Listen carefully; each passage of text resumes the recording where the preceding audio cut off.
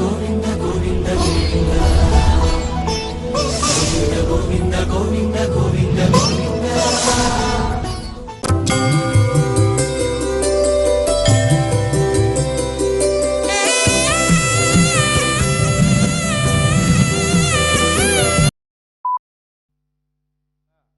విషహరణ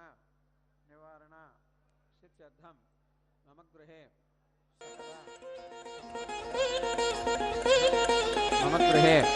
సకల విద్యా ప్రాప్తి సిద్ధ్యర్థం మహాలక్ష్మి పరిపూర్ణ కృపా కటాక్ష సిద్ధ్యర్థం శ్రీ పద్మావతి నాయిక్యాః సన్నిధౌ ప్రాతఃకాల ఆరాధనా అనంతరం ప్రాతఃకాల సమయే సాలంకృత హిరణ్యోదక పూర్వక కన్యాదానం అహం ఆచార్య ముఖేన కరిష్యే. ప్రథమతః నిర్విఘ్న పరిసమాప్తి అవాప్తి సిద్ధ్యర్థం విశ్వక్సేన ఆరాధనం కరిష్యే. తతః స్థలసిద్ధ్యర్థం దేహసిద్ధ్యర్థం ఆత్మసిద్ధ్యర్థం ద్రవ్యసిద్ధ్యర్థం సిద్ధ్యర్థం శుద్ధి పుణ్యాః వచనం కరిష్యే. తతః కన్యాదాన మహోత్సవం ఆచార్య ముఖేన కరిష్యే.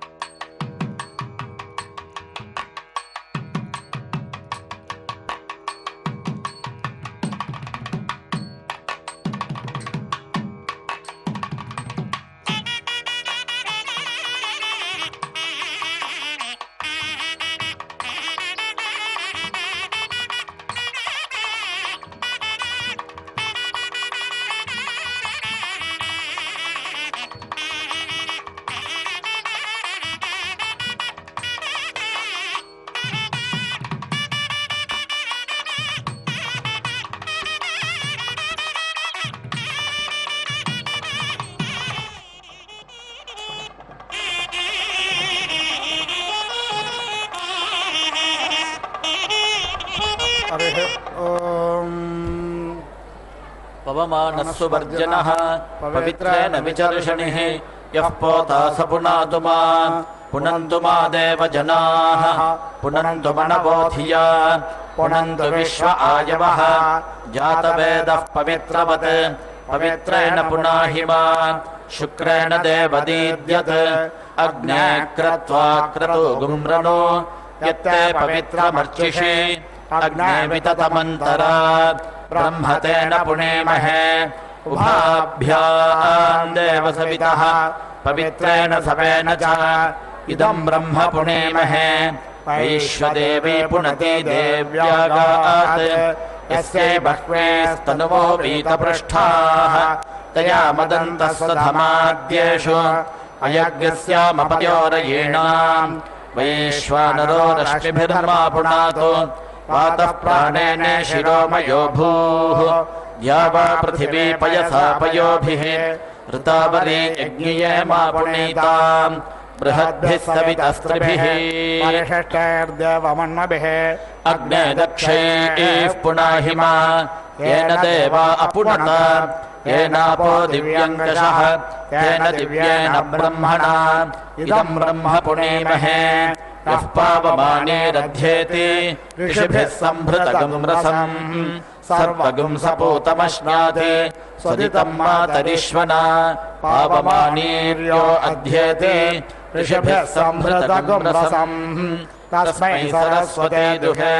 क्षीरगं ह्यर्प्यन्मधोदकम् पावमाने स्वस्तयनेः सुदुघाह्यपयस्वतेः ऋषिभिः सम्भृतो रसः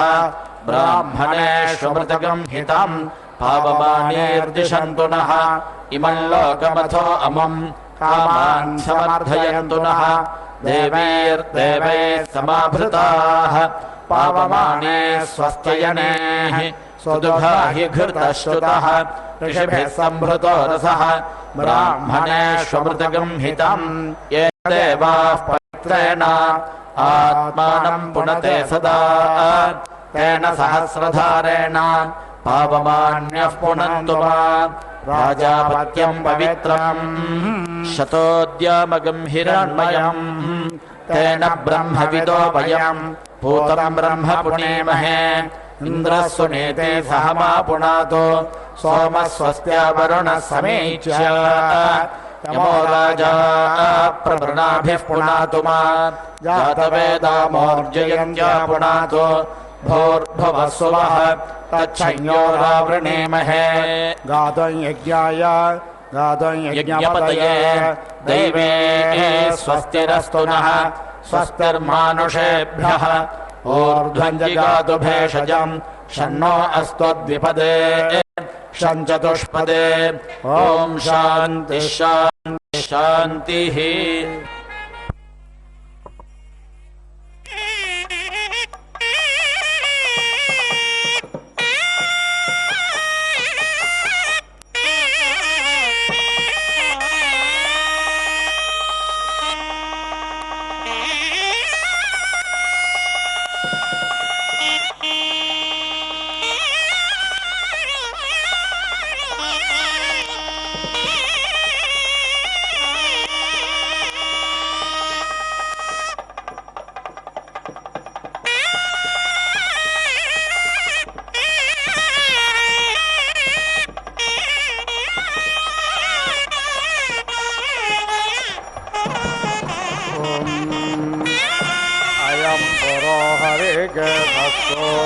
सूर्यरश्मिस्तस्य रथगृत्सश्च रथो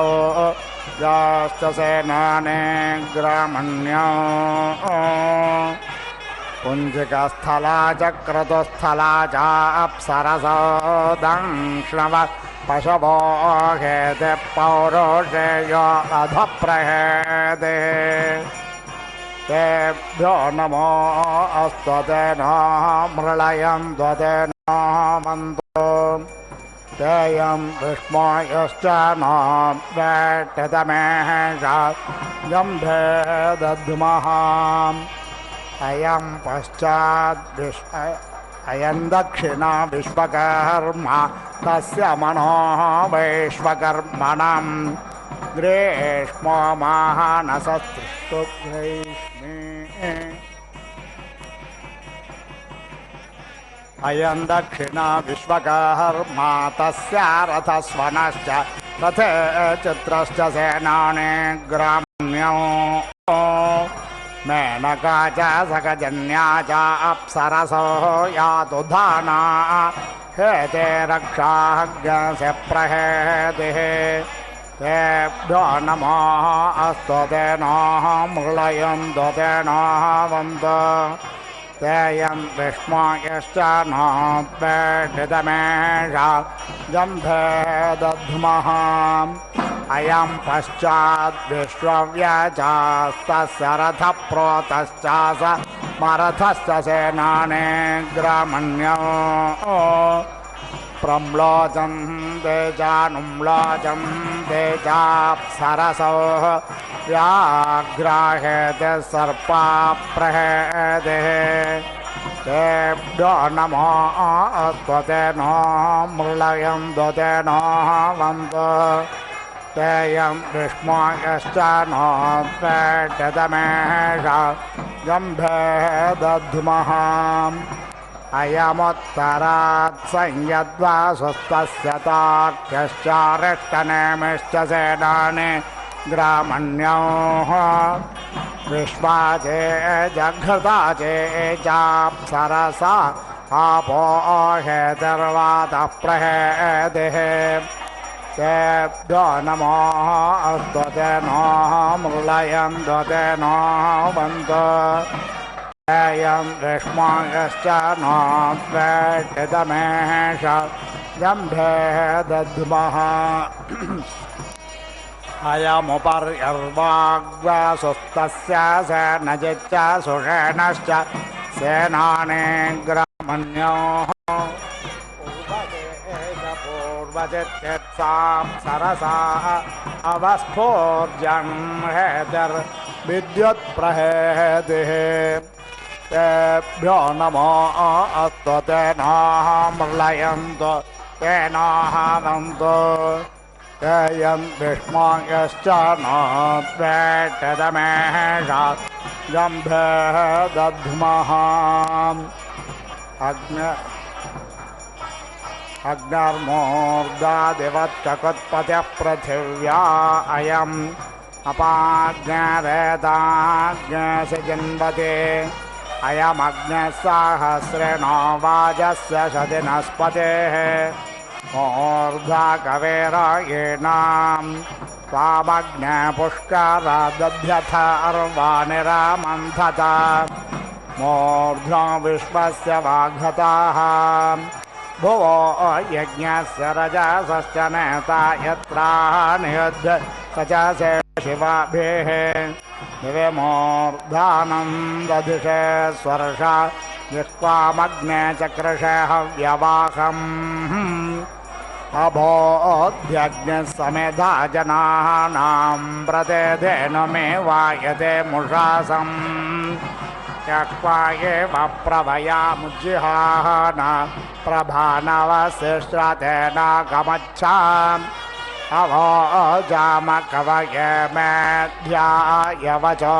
वन्दारो वृषभाय कृष्णः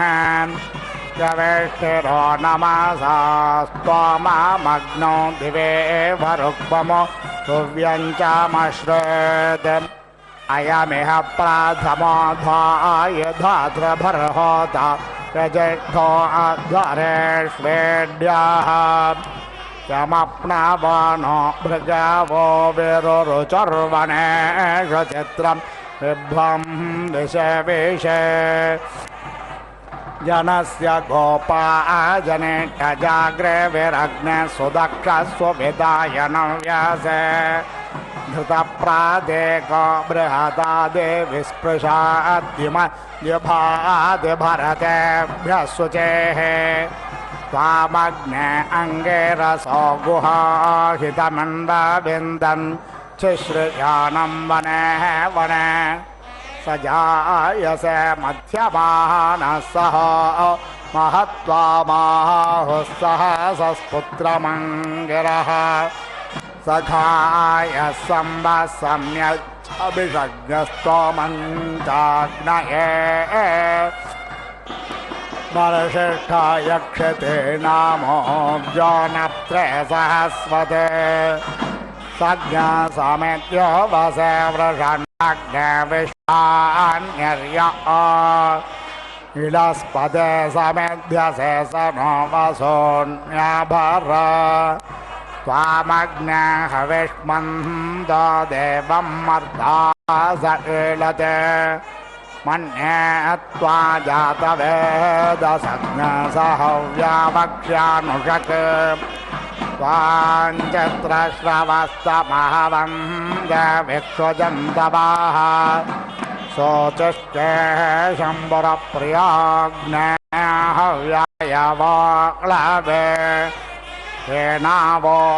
अग्निर्नमसोर्जनपादमाहोवे प्रियञ्च तेषमरतिज्ञस्वध्वरं विश्वस्य दूतममृतम् विश्वस्य दूतममृतम् स योजते अरुषा विश्वभोजसा सदोद्रव स्वाहुतः सदोद्रवत्स्वाहुतः स्वब्रह्मा यज्ञशुषमे वशोन देवज्ञाराधो जनानाम् अग्नेराजस्य गोमत ईशानः सहसोऽयः अस्मद्देहि जातवेदो महेश्रवः स एधानो वसुष्कविरग्निरेलेन्यः गिरा एवदस्मभ्यं पूर्वने गदिदिः क्षपोराजन्मुतत्मनाग्नेवस्तो ऋतोषसः सदिग्मजम्भरक्षसोदः प्रते भद्रो नः अग्निहोतो भद्रारातिस्सो भगभद्रो अध्वरः भद्रा उत प्रशस्तयः भद्रा उत प्रशस्तयो भद्रमणकृणस्वरत्रतो येना समत्सो सासः येना समत्सो सासहो स्थिरातनु ये भूरि शर्धताम् वने माहते अभिष्टेभिः अग्निन्दं मन्ये यो वसुरस्तञ्जयन्ते धेनवः अस्तमर्वन्त आशवोस्तन्नित्यासो वाजिन इषज्ञस्तोतृभ्य आभरा अग्नेतमद्या स्वन्नस्त्वमे क्रतन्न भद्रज्ञ हृदि स्पृशम् हृद्यामातवोहेः अधाक्यग्नक्रतोर्भद्रस्य दक्षस्य साधो रतिर्ऋतस्य बृहतो बभूथा एभर्नो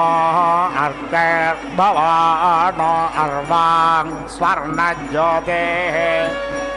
अग्ने विश्वेभिः सुमना अनेकैः अग्निज्ञहोतारं मन्यदास्मन् असोज्ञसो नोज्ञसहसो जातवेदसं विप्रन्न जातवेदसम् य ऊर्ध्वया स्वध्वरो देवो देवाच्या कृपा घृतस्य विभ्राट्यमनोमष्ट्य शोचिष युक्पानस्य सर्पिषः अग्ने त्वन्नो अन्दाम उत त्राता शिवो भावावरुध्यः असो अग्निर्वसुश्रवा अच्छानक्षद्यमत्तामग्न नयन्दाः तन्त्वाः शोचिष्ठदे दिवः सुम्नाय नो नमेमहे सखिभ्यः येन ऋषयस्तपसा सत्रमायन्निन्धान अग्निज्ञस्वाराभरन्तः तस्मिन्नहं दधे नाके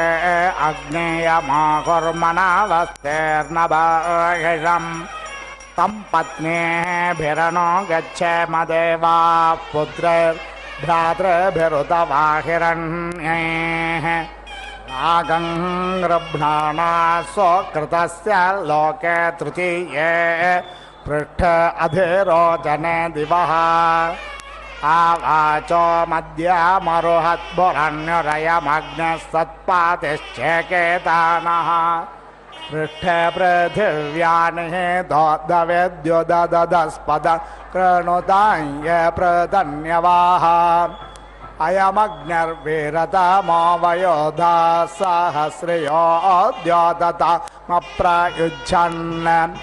बिभ्राजमानसलिलस्य मध्य उपप्रयाय दिव्यानि धामा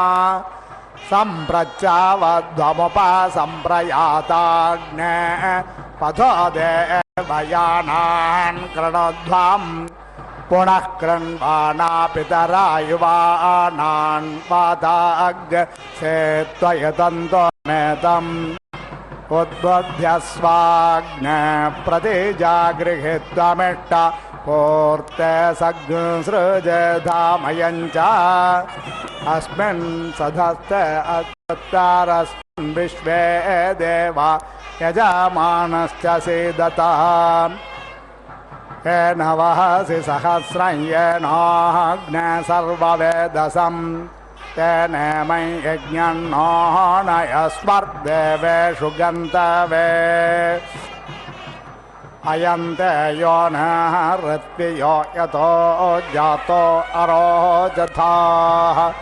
तञ्जानन्नग्न आरोहाधानो वर्धयारयिम् अयमिह प्रथमोधाय धातृभर्होदाय ज्येष्ठो अध्वरेष्वेड्याः यमप्नवानो भृगवो विरुरुचुर्वनेषु चित्रं विभ्वं विषे तपश्च तपस्यश्च शैशिरा ऋतो अग्निरन्तश्लेषोऽसि कल्पेतां यावा पृथिवे कल्पन्तामाप ओषधय कल्पन्तामग्नयः पृथङ् मम ज्येष्ठ्याय सौरथाः ये अग्नयः समानसोऽन्तराद्यावा पृथिवे इमे शैशिरा ऋतो अभिकल्पमान इन्द्रमिव देवा अभिसंवेशन्तोतया देवतयांगिरस्वध्रुवेशे दत्तम् परमेष्ठे त्वा साधयतु दिवस्पृष्ठे ज्योतिष्मते विश्वस्मै प्राणायापानाय यानाय विश्वं ज्योतिर्यच्छा सूर्यस्तेऽधिपतिस्तया देवतयांगिरस्वध्रुवावेदा लोकं प्रणच्छिद्रं प्रणाथोऽसेदध्रुवात्वम् इन्द्राग्ने त्वा बृहस्पतिरश्मिन् योना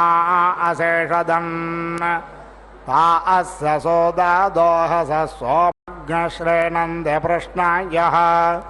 जन्मं देवानां विससृष्वारो जने दिवः इन्द्रं विश्वा अवेवृधन् समुद्रव्यजसङ्गिराः रथितामग्नरथीनां वाजानाज्ञसत्पतिं पतिम् प्रोधदश्वो नयवसे विष्यन्यदामः संवरणाद्यस्थात् आदस्य वातो अणो वाते शोचिरधस्मते व्रजानां कृष्णमस्ति आयोष्टासदने साधयाम्यवतश्छायाया अग्नसमुद्रस्य हृदये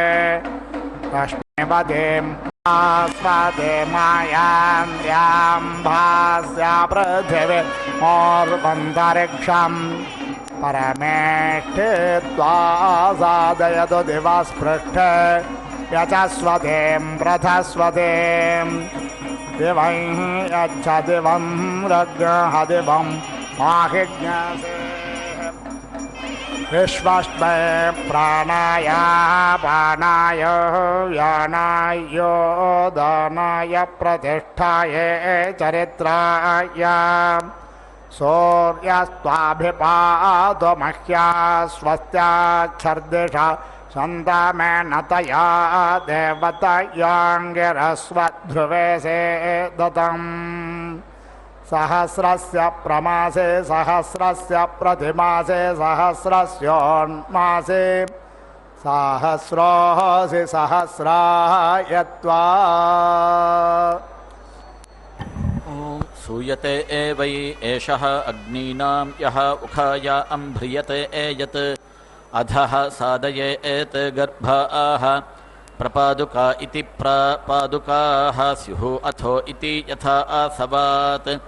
प्रत्यवरोहतीति प्रति अवरोहति तादृक् एव तत् आसन्दी सादयति गर्भाणां धृत्यै अप्रपादायेत्यप्रपादाय अथो इति सवम् एव एनं करोति गर्भः वै एषः यत् उख्यः योनिः शिक्यं यत् शिक्यात् उखा निरूहेदिति ऊहेत् योनेः गर्भं निरितिहण्यात् षडुद्याममिति षट् उद्यामं शिक्यं भवति षोढा विहित इति षोढा विहितः वै पुरुषः आत्मा च शिरः च चत्वारि अङ्गानि आत्मन् एव एनं बिभर्ति प्रजापतिरिति प्रजापतिः वै एषः यत् अग्निः तस्य उखा च उलूखलं च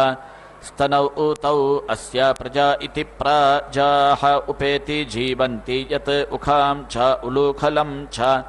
उपदधातीत्युपदधाति ताभ्याम् एव यजमानः अमुष्मिन् लोके अग्निं दुहे संवत्सर इति संवत्सरः वै एषः यत् अग्निः तस्य त्रेधा विहिता इति त्रेधा विहिताः इष्टकाः प्राजापत्या इति प्राजापत्याः वैष्णवीः वैश्वकर्मणीरिति वैश्वकर्मणीः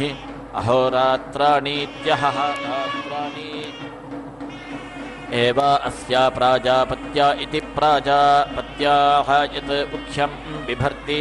प्राजापत्या इति प्राजापत्याः एव तत् उपेति धत्ते यत् समिध इति समिधः आदधातीत्य आदधाति वैष्णवाः वै वनस्पतयः वैष्णवीः एव तत् उपेति धत्ते यत् इष्टकाभिः अग्निं चिनोति इयं वै विश्वकर्मेति विश्वकर्मा वैश्वकर्मणीरिति वैश्वकर्मणीः एव तत् उपेति धत्ते एतस्मात् आहुः त्रिवृतिति त्रिवृत् अग्निः इति तं वै एतं यजमानः एव चिन्वीता यत् अस्य अन्यः चिनुयात् यत् तं दक्षिणाभिः नाराधयेत् अग्निम् अस्य वृञ्जीता यः अस्य अग्निं चिनुयात् तं दक्षिणाभिः राधयेत्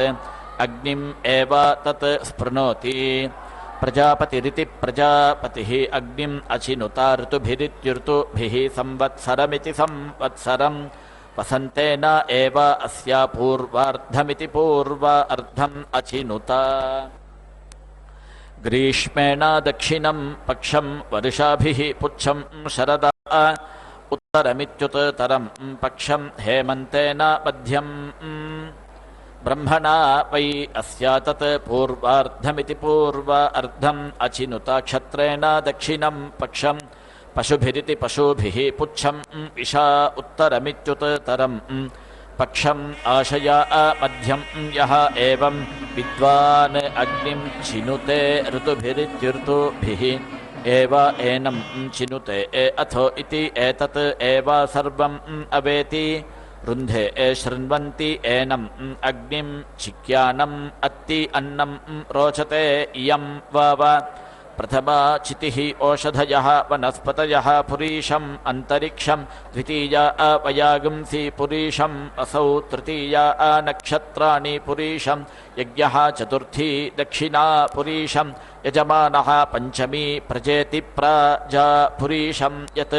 त्रिचितीकमिति त्रिचितीकं चिन्वीता यज्ञं दक्षिणाम् आत्मानं प्रजामिति प्राजाम् अन्तः इयात् तस्मात् पञ्चचितीक इति पञ्चचितीकः चेतव्यः एतत् एव सर्वं स्पृणोति यत् तिस्रः चितयः त्रिवृदिति त्रिवृत् हि अग्निः यत् द्वे इति द्विपादिति द्विपात् यजमानः प्रतिष्ठित्य इति प्रतिष्ठित्यै पञ्चचितयः भवन्ति पाङ्क्तः पुरुषः आत्मानम् एव स्पृणोति पञ्चचितयः भवन्ति पञ्चभिरिति पञ्चभिः पुरीषैः अभीति ऊहति दशासमिति पद्यन्ते दश अक्षर इति दश अक्षरः वै पुरुषः यावान् एव पुरुषः तं स्पृणोति अथो इति दश अक्षरे दश अक्षर विराडिति विराट् अन्नं विराडिति विराट् विराजीति विराजि एव अन्नाद्य इत्यन्न अद्ये प्रतीति तिष्ठति संवत्सर इति संवत्सरः वै षष्ठी चितिः ऋतवः पुरीशं षट् चितयः भवन्ति षट् पुरीषाणि द्वादशासमिति पद्यन्ते द्वादश मासाः संवत्सर इति संवत्सरः संवत्सर इति संवत्सरे एव प्रतीति तिष्ठति रोहितः धूम्ररोहित इति धूम्ररोहितः कर्कन्धुरोहित इति कर्कन्धुरोहितः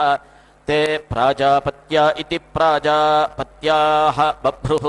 अरुणबभ्रुरित्यरुणबभ्रुः शुकबभ्रुरिति शुकबभ्रुः ते रौद्राः श्वेतः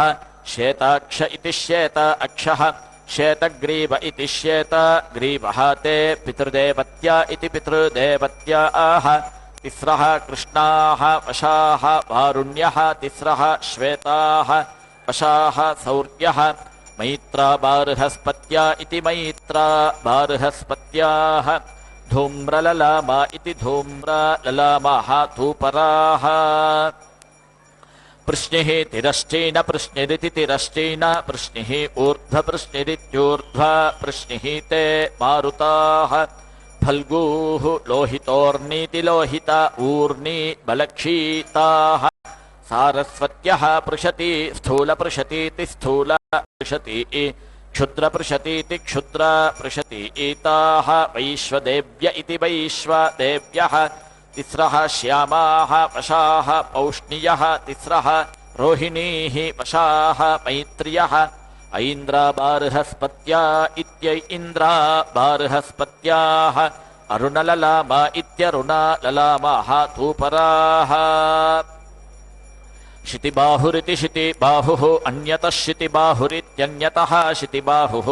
समन्तशितिबाहुरिति समन्तशितिबाहुः ते ऐन्द्रवायव इत्यै इन्द्रवायवाः शितिरन्ध्र इति शितिरन्ध्रः अन्यतः शितिरन्ध्र इत्यन्यतः शितिरन्ध्रः समन्तशितिरन्ध्र इति समन्तशितिरन्ध्रः ते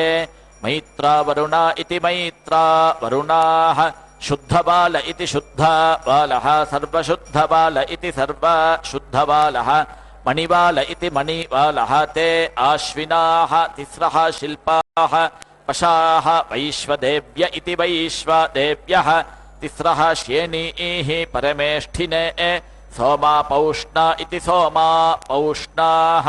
श्यामललामा इति श्यामललामाः धूपराः उन्नत इत्युत नतः ऋषभः वामनः ते ऐन्द्रावरुणा इत्यै इन्द्रावरुणाः शितिककुदिति शितिककुत् शितिपृष्ठ इति शितिपृष्ठः शितिभसदिति शितिभसत् ते ऐन्द्राबार्हस्पत्या इत्यै इन्द्राबार्हस्पत्याः शितिपादिति शितिपात् शित्योष्ठ इति शितिओष्ठः शितिभ्रुरिति शितिभ्रुः ते ऐन्द्रावैष्णवा इत्यै इन्द्रावैष्णवाः तिस्रः सिद्धाः वशाः वैश्वकर्मण्य इति वैश्वकर्मण्यः तिस्रः धात्रे प्रशोदरा इति प्रशा उदराः ऐन्द्रापौष्णा इत्यै इन्द्रापौष्णाः श्वेतललामा इति श्वेतललामाः धूपराः कर्णाः त्रयः यामाः सौम्याः त्रयः श्वितिङ्गाः अग्नये एयविष्ठाय त्रयः नकुलाः तिस्रः रोहिणीः त्र्यव्य इति त्रि अव्यः ताः वसूनां तिस्रः अरुणाः द्वितीयौह्यः ताः रुद्राणां सोमैन्द्र इति सोम ऐन्द्राः बभ्रुललाम इति बभ्रुललामाः तूपराः शुण्ठाः त्रयः वैष्णवाः अधीलोधकर्णा इत्यधीलोधकर्णा आह त्रयः विष्णवे उरुक्रमायेत्युरुक्रमाय लप्सुदिनः त्रयः विष्णवे उरुगायायेत्युरुगायाय पञ्चावीरिति पञ्च अवीः तिस्रः आदित्यानाम्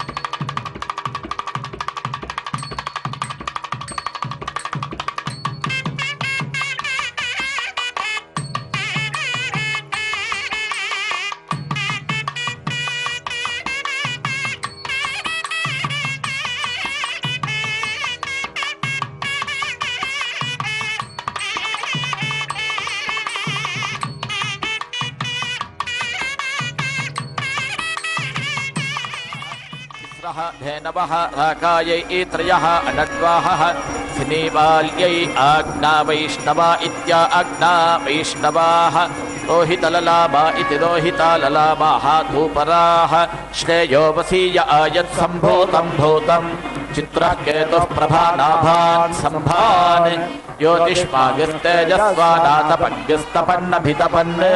रोचनो रोचमानः शोभनः शोभमानः कल्याणः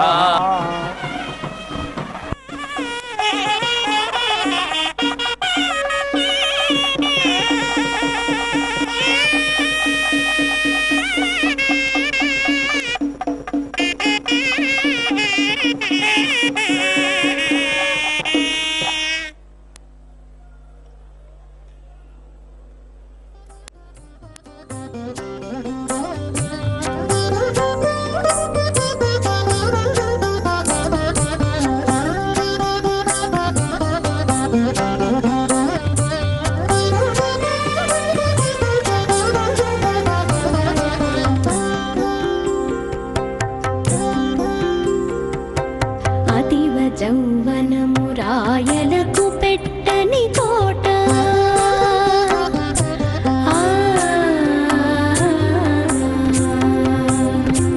అతివ జౌవనమురాయలకు పెట్టని తోట పతిమదన సుఖరాజ్య భారంబు నిలుప పతిమదన సుఖరాజ్య భారంబు నిలుప అతివ జౌవనమురాయలకు పెట్టని తోట పతిమదన సుఖరాజ్య భారంబు నిలుప పతిమదన సుఖరాజ్య భారంబు నిలుప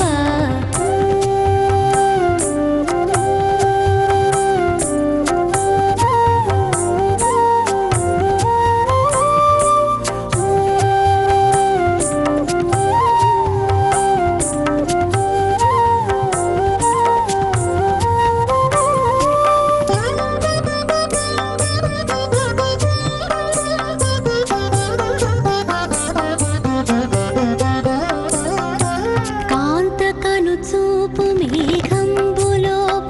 మెరుగు కాంతుని మనంబు చీకటి పాపను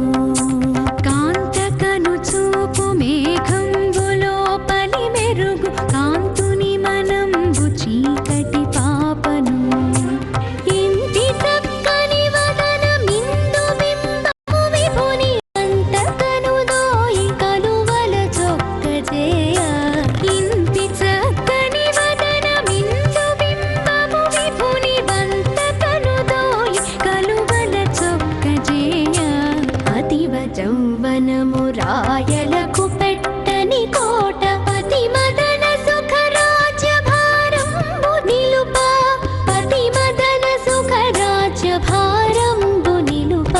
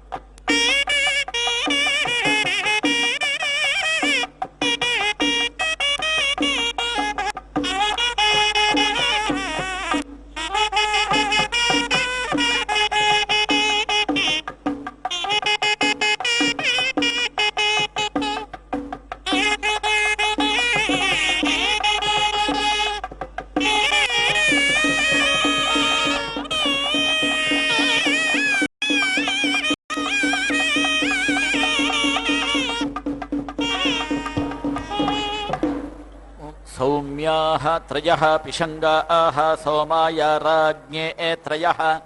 सारङ्गाः पार्जन्याः नभोरूपा इति नभः रूपाः तिस्रः अजाः मलुहाः इन्द्राण्यै तिस्रः मेष्यः आदित्याः द्यावा पृथिव्या इति द्यावा पृथिव्याः मालङ्गाः तूपराः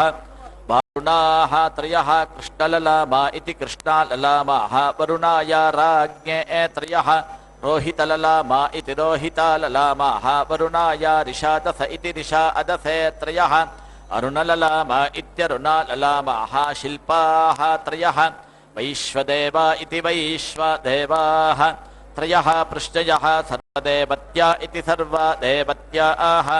ऐन्द्रासूरा इत्यै इन्द्रासूराः श्वेतललामा इति श्वेतललामाः तूपराः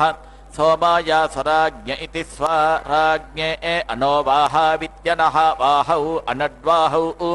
इन्द्राग्निभ्यामिति इन्द्राग्निभ्याम् ओजोदाभ्यामित्योजः दाभ्याम् उष्टारौ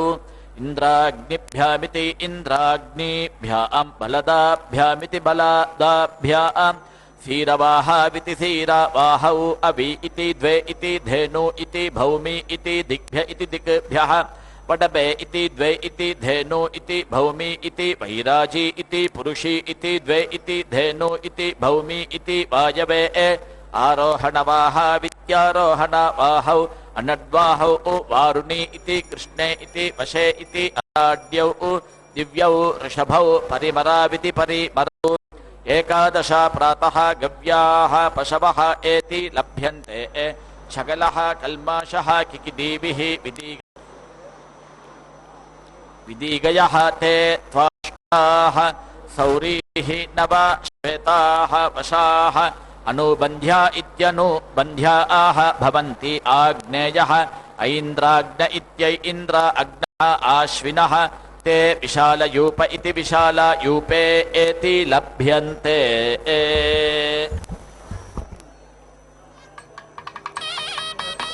सप्तऋषय धाम सप्तधाम प्रियाणि सप्तहोत्राः सप्तधात्वा यजन्ति सप्तयोनीरा पृणस्वाघृतेन स्वाहा त्रेधानि दधे पदं नमो नमस्य पादं सुरे स्वाहा त्रीणि पदा विचक्रमे विष्णुर्गोपा अदाभ्यः ततो धर्मान् पूर्णाहुतिमुत्तमान् जुहोति सर्वं वै पूर्णाहुतिः सर्वमेवाप्नोति अथो इयं वै पूर्णाहुतिः अस्यामेव प्रतिष्ठति